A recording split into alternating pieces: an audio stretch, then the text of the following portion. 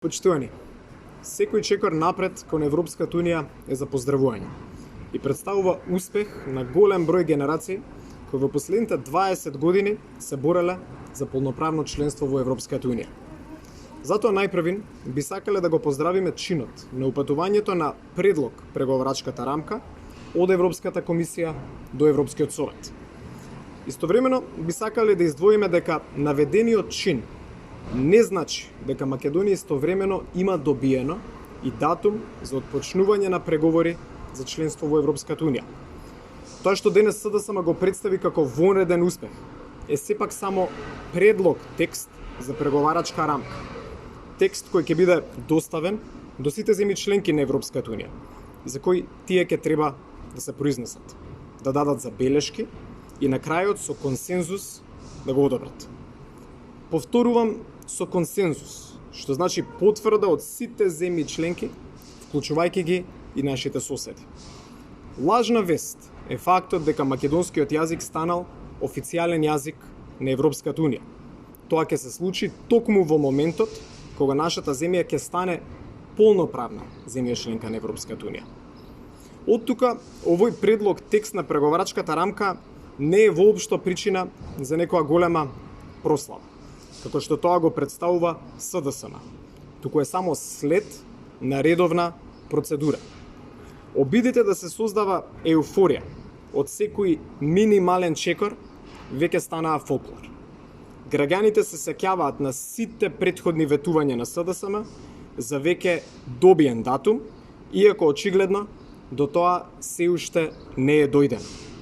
Овој предлог текст е причина за повеќе да се посветиме кон работата и спроведувањето на опипливи и сериозни реформи.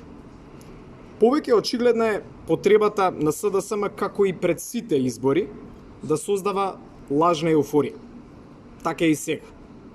Но истовремено сите треба да бидеме свесни дека Македонија не случајно повторно е исправена пред нови пречки и услови.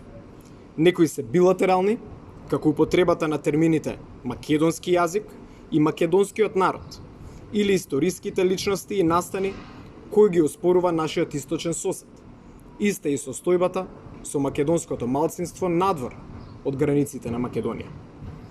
Дополнително во Македонија, согласно извештаите на релевантните меѓународни организации, се уште постојат огромни недостатоци во владењето на правото, правната држава, растечкиот криминал во власта и се поприсутната корупција кои евидентираат голем број на земји членки на Европската Унија.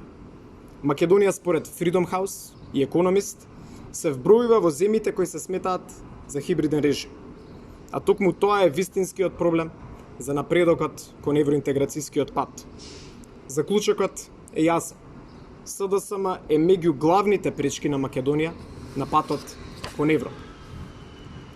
ВМРО-ДПМН нуди решение за таа пречка на престојните избори.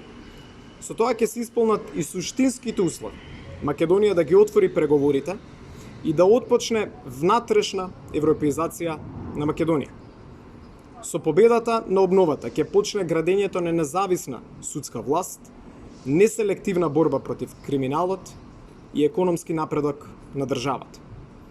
Македонија му припаѓа на европското семејство, со кој имаме заеднички културни, историски и морални вредности и традиции.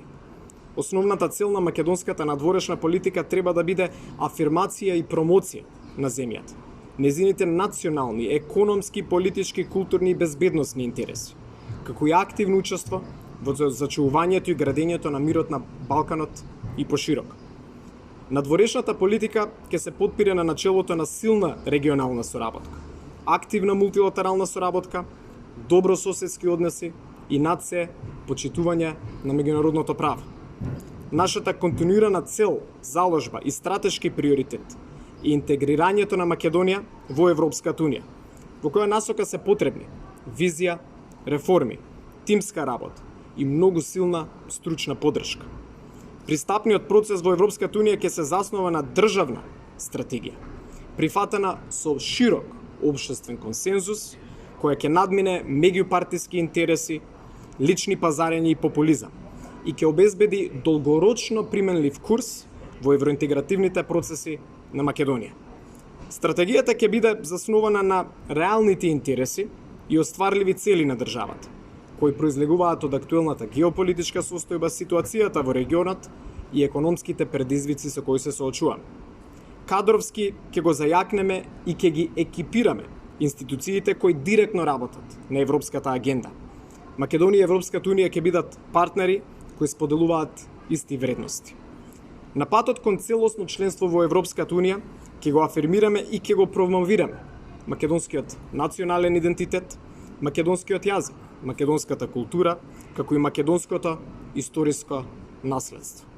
Затоа што богатството на Европа се состои во негувањето на различните идентитети. Ви благодарам. Дали има некој прашање? Благодарам.